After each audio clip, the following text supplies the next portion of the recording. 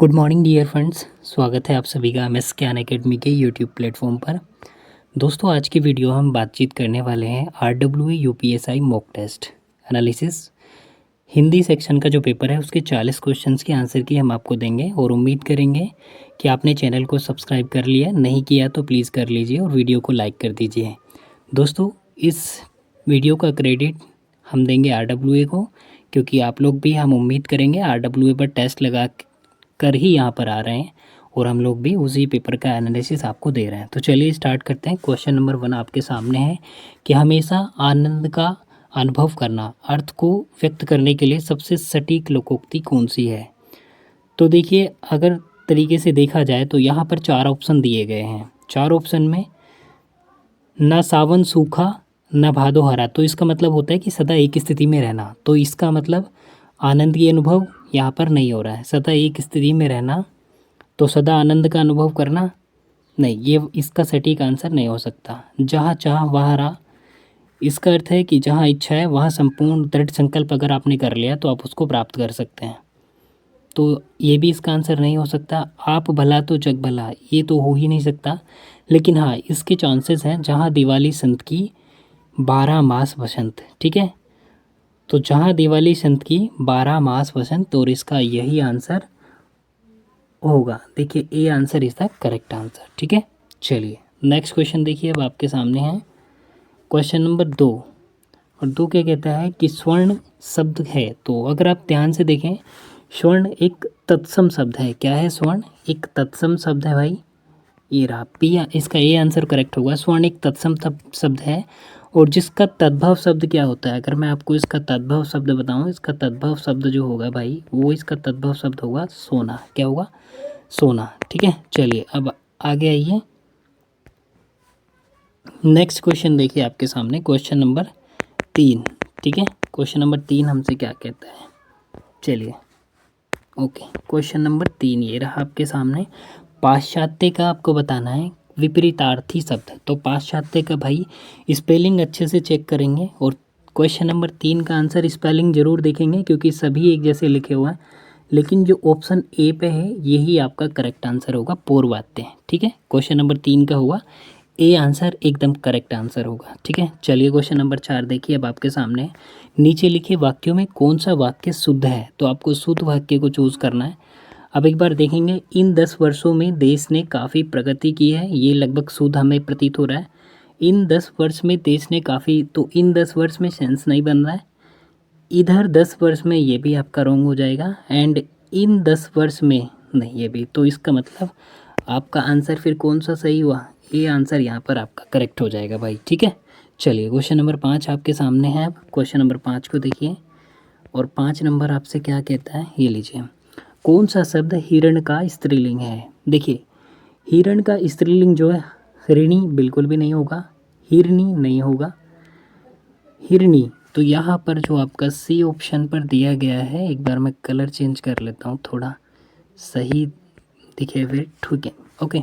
चलिए, यहाँ पर जो ये वाला ऑप्शन दिया गया आपके सामने सी, भाई ये इसका करेक्ट आंसर है।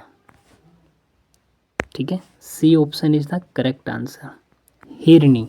अब देखिए, इसको अगर इस टाइप से आपको लिखा हुआ मिल जाए कहीं पे भी, हिरनी, ने पे ई की मात्रा आ जाए, तो यहाँ पर हिरनी भी आपका करेक्ट आंसर होगा। उसको भी ध्यान से देखेंगे। अगर ऑप्शन में हिरनी ना होकर के हिरनी भी होता तो वो भी आपका सही आंसर होता। ठीक है, चलिए अब नेक्स्ट क्वेश्चन की बात करिए। क्वेश्चन नंबर 6, वे शब्द जो प्रकृति प्रत्यक्ष अथवा दूसरे शब्दों के योग से बने क्या कहलाते हैं? देखिए, ऐसे शब्द कहलाते हैं आपके जो प्रत्यक्ष। तो ये इसका सही आंसर जो होगा, हमें इधर चलना पड़ेगा, ये शब्द कहलाएंगे भाई यौगिक शब्द। क्या कहलाएंगे? चलिए क्वेश्चन नंबर 7 को देखेंगे भाई। क्वेश्चन नंबर 7 आपसे क्या कहता है, राजा नगर में आए अर्थ का यह वाक्य निम्नलिखित में से किस प्रकार के अंतर्गत आता है? देखिए, राजा जो हैं आपके नगर में आए हैं। तो देखिए, जब ऐसी किसी भी प्रकार की जानकारी हमें मिलती है तो वहाँ पर कौन सा होता है, ध्यान रखेंगे, वहाँ पर होता है आपका विधानार्थक वाक्य। कौन सा होता है आपका?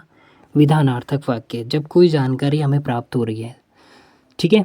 संकेतार्थक, जहाँ पर संकेत किया जाता है। इच्छाबोधक, निषेधवाचक, बहुत सारे वाक्य होते हैं, लेकिन इसका आंसर होगा 7 का आंसर होगा बी। ठीक है, 8 का आंसर देखिए, निम्नलिखित शब्दों में बहुव्रीहि सामासिक शब्द। तो देखिए बहुव्रीहि के लिए आप किस में जाएंगे, दशानन। ठीक है, किस में जाएंगे, दशानन मतलब 10 किसका समूह आप सभी जानते हैं। तो 8 का आंसर ए करेक्ट हो गया। चलिए अब आगे आइए। 9 मेरा कुत्ता काला है। अब मेरा कुत्ता काला है, इसमें आपको बताना है 9 में कि कौन सा वाक्य में काला शब्द क्या है। तो काला शब्द वाक्य में क्या है, विशेषता बता रहा है कुत्ते की। तो ये हो गया आपका विशेषण। और अगर यहाँ पे आपसे पूछ लिया जाता है कि विशेषण और विशेष्य कि विधेय विशेषण विशेष्य विशेषण, वहाँ पे अच्छा सवाल बनता फिर। नेक्स्ट क्वेश्चन नंबर 10, निम्नलिखित वाक्य में से एक विराम चिन्ह का लोप है। तो देखिए कौन सा विराम चिन्ह है। आप एक ऐसे मनुष्य की खोज कराइए जिसने कभी दुख का नाम ना सुना हो। तो दुख का नाम ना सुना हो किस प्रकार का, देखिए आश्चर्य सूचक तो बिल्कुल भी नहीं है अगर हम बात करते हैं यहाँ पर, क्योंकि देखिए पूर्ण विराम यहाँ पर पहले से दिया है, ये रहा पूर्ण विराम। अगर ये ना होता तो हम पूर्ण विराम की तरफ मूव कर जाते हैं, लेकिन अब यहाँ पर आपका जो आएगा कौन सा, अल्प विराम लगाएंगे कम समय में, तो हम लोग जाएंगे किसके साथ में, किसके साथ में जाएंगे, हम अल्प विराम के साथ में जाएंगे थोड़े समय के लिए। और अल्प विराम कहाँ पे लगेगा, यहाँ पर कराइए के बाद आप ये वाला साइन लगाते हैं। और देखिए अर्धविराम क्या होता है, ऐसे करके किसके ऊपर बिंदी होती है, अर्धविराम होता है। अल्प विराम सिंगल ये वाला होता है, ऐसे ऐसे करके जो बनता है। ठीक है, तो ध्यान रखेंगे, यहाँ पर हो गया आपका ये वाला आंसर। चलो, अल्प विराम कम समय के लिए आपको रुकें और फिर स्टार्ट करें। ठीक है, चलो नेक्स्ट आइए क्वेश्चन नंबर 11, रहीमन पानी राखी बिन पानी सब सून, और पानी गयो न उबरे मोती मानस चून। यहाँ पर भाइयों आपसे पूछा गया है किस प्रकार की शब्द शक्ति है। तो इसमें अगर शब्द शक्ति की बात की जाए तो भाई यहाँ पर जो शक्ति है वो ये है आपकी शक्ति व्यंजना। कौन सी है, व्यंजना। ठीक है जी बिल्कुल, ये जो है व्यंजना शब्द शक्ति यहाँ पर है। और व्यंजना शब्द की जहाँ शब्द साधारण अर्थ छोड़कर विशेष अर्थ की ओर संकेत करता है वहाँ पर होती है व्यंजना शब्द शक्ति। ठीक है, चलिए क्वेश्चन नंबर 12 की तरफ मूव करिए। जिस मूल शब्द में विकार होने से क्रिया बनती है उसे क्या कहते हैं। तो उसे कहते हैं भाई धातु, और धातु ही जो है वो क्रिया का मूल है। ठीक है, चलो नेक्स्ट क्वेश्चन, क्वेश्चन नंबर 13। जल्दी जल्दी आंसर बता देते हैं आप लोगों को, कोई नहीं। क्वेश्चन नंबर 13, संज्ञा का वह रूप जिसे क्रिया के आधार पर बोध होता है उसे क्या कहते हैं। तो इसको कहते हैं भाई आप अधिकरण कारक। क्या कहते हैं, तो डी ऑप्शन यहाँ पर एकदम करेक्ट हो जाएगा। ठीक है, क्या कहते हैं आप, 13 का आंसर डी, बिल्कुल अधिकरण कारक कहते हैं। इसके बाद क्वेश्चन नंबर 14 देखिए, क्वेश्चन नंबर 14 आपके सामने ये रहा। और यहाँ पर क्वेश्चन पूछा है चांद का मुँह टेढ़ा। तो चांद का मुँह टेढ़ा किसकी है भाई, गजानन माधव मुक्तिबोध की है। ठीक है, चलो क्वेश्चन नंबर 15 देखो, रामधारी सिंह दिनकर की रचना नहीं है। इसको भी ध्यान से पढ़ लेना, इसने बोला नहीं है। तो यहाँ पे उर्वशी है, बिल्कुल रेणुका भी है, रश्मिरथी भी है, लेकिन आपका स्वर्ण धूलि इनकी नहीं है। ठीक है, चलो नेक्स्ट क्वेश्चन देखो, क्वेश्चन नंबर 16 आपसे कहता है निम्नलिखित में से कौन सा शब्द रात्रि का पर्यायवाची नहीं है। तो आपका छपा भी है, सरवरी भी है, यामिनी भी है, लेकिन शशक किसका पर्यायवाची आपको पता है, शशक है आपका खरगोश का पर्यायवाची। ठीक है, चलो भाई खरगोश का पर्यायवाची है। नेक्स्ट आ जाओ क्वेश्चन नंबर 17। मैंने तो कुछ नहीं किया प्रस्तुत वाक्य में व्याकरण की दृष्टि से क्या है। तो अब देखिए, अब कुछ लोगों को क्वेश्चन ही समझ में नहीं आएगा कि क्वेश्चन में पूछा क्या गया। क्वेश्चन है मैंने तो कुछ नहीं किया, यहाँ पर जो ये तो शब्द है ना, इसको पूछा गया कि तो शब्द क्या है व्याकरण की दृष्टि से। तो भाई तो शरण जो है, ये तो शब्द आपका हो गया निपात। ठीक है, क्या हो गया, निपात। चलो नेक्स्ट क्वेश्चन की तरफ मूव करते हैं, क्वेश्चन नंबर 18, भारतवर्ष भगवान भारतवर्ष में गूंजे हमारी भारत भारती किस विधा की रचना है। क्वेश्चन नंबर 18, और इसका आंसर हो गया आपका मैथिली शरण गुप्त की। और मैथिली शरण गुप्त का भी जो भारत भारती है ना, वहाँ से इसको लिया गया है।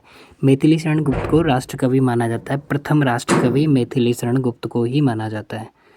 चलो नेक्स्ट क्वेश्चन की तरफ मूव करते हैं, क्वेश्चन नंबर 19, पहाड़ पर लालटेन ये किसकी रचना है। तो अगर हम 19 की बात करें, पहाड़ पर लालटेन, ये आपकी जो है मंगलेश डबराल की रचना है। किसकी है, मंगलेश डबराल।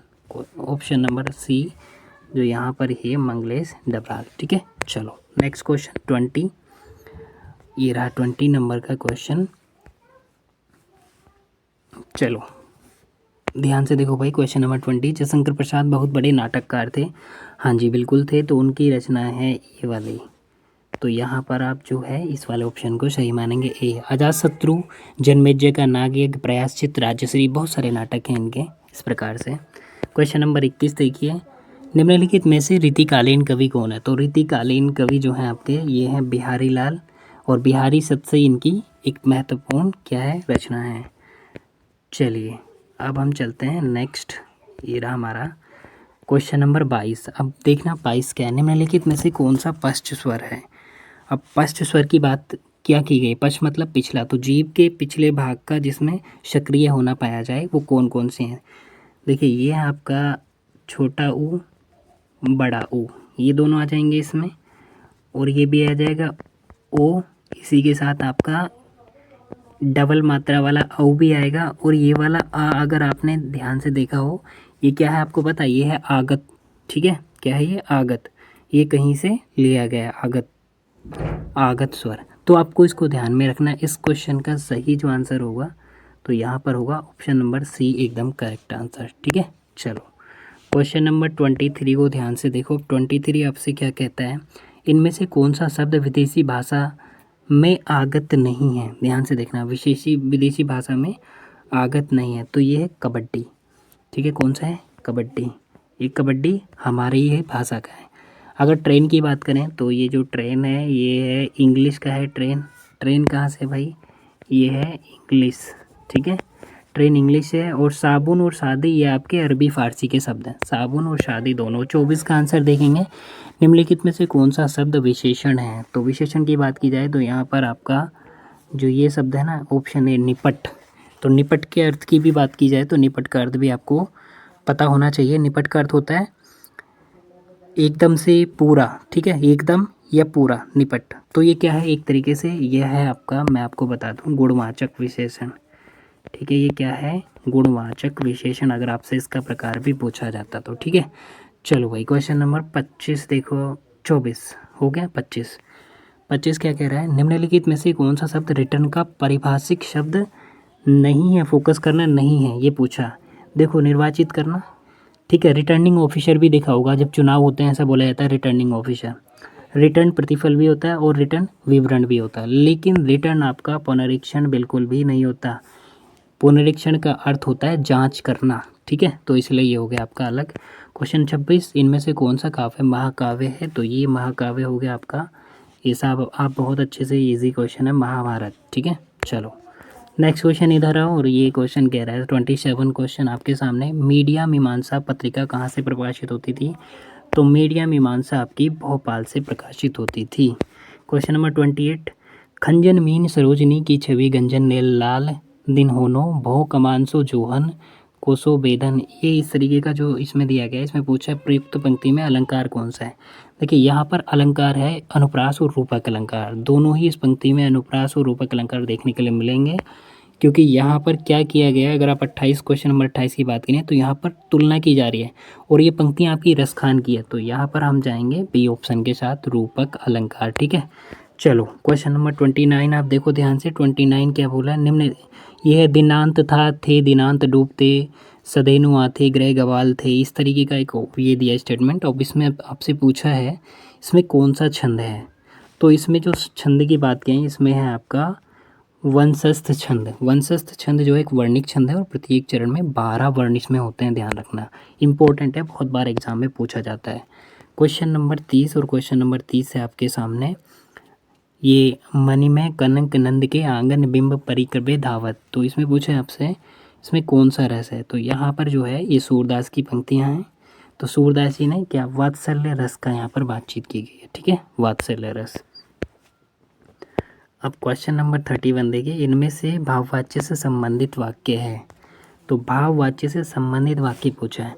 देखिए भाववाच्य से मैक्सिमम जहाँ पर नहीं शब्द प्रयोग होता है ना, उसकी एक ट्रिक है नहीं शब्द, तो वे ज़्यादातर जो निषेधात्मक वाच्य होते हैं ना, वो भाववाच्य के अंतर्गत आते हैं, आपको ध्यान रखना है। अब यहाँ पे सर्दियों में रोज नहाया नहीं जाता, वृद्ध आराम से बैठ नहीं पाता, तो ये तो भाई कर्तवाच्य में चला जाएगा। लेकिन यहाँ पर जो सर्दियों में नहाया नहीं जाता, यही ऑप्शन आपका 31 का हो गया आपका ठीक है, ए आंसर एकदम करेक्ट आंसर हो गया। अब चलिए 32 को देखिए। 32 क्या है, निम्नलिखित में से खाली स्थान में, तो खाली स्थान के लिए आपको ध्यान से इसको अगर हम देखें तो उद्यमी कभी कभार वो हाथ पे हाथ रख कर नहीं बैठते, ऐसा आपने बहुत सुना है। तो यहाँ पर सी आंसर के साथ हम चलेंगे कि हाथ पर हाथ धरे नहीं बैठते।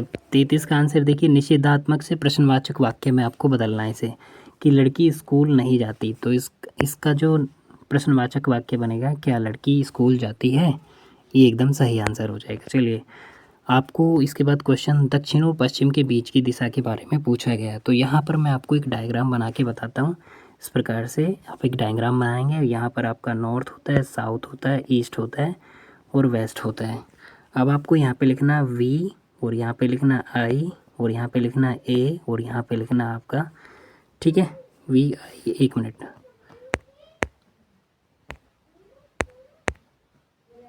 हाँ, यहाँ पे लिखना है आपको एन, और यहाँ पे लिखना है ए। इसका मतलब क्या है, देखिए ध्यान से, इसका मतलब है आपका वी मतलब क्या है जी, यहाँ पे आई का मतलब है ईशान, एन का मतलब है नैऋत्य, ए का मतलब है आग्नेय, और वी का मतलब है वायव्य।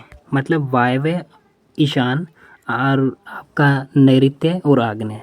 तो ऐसे आप ट्रिक बना लेंगे, ऐसे नॉर्थ वेस्ट लिख के, उत्तर दक्षिण पूर्व पश्चिम। और यहाँ पर दिशा भी पूछा जाता है। नॉर्थ दिशा को क्या कहते हैं, क्या कहते हैं, उदीची, उदीची, अवाची, और प्राची, प्रतीची। ये भी आपसे पूछा जा सकता है, बहुत इंपॉर्टेंट क्वेश्चन है। अगर यहाँ पर आंसर की बात की जाए तो हम जाएंगे, देखिए आप अपने आप से देख लीजिए, पूछा है दक्षिण और पश्चिम, तो क्या क्या हो गया, अगर ध्यान से देखो, दक्षिण दिशा आपकी ये वाली हो गई और पश्चिम ये वाली हो गई। तो इसके बीच का ये वाला कौन पूछा है, और ये वाला क्या है आपका, इसको हम कहते हैं नैऋत्य। ठीक है, तो इसका सी आंसर एकदम करेक्ट आंसर हो गया। चलो 35 नंबर को देखो, प्रधान और परिधान।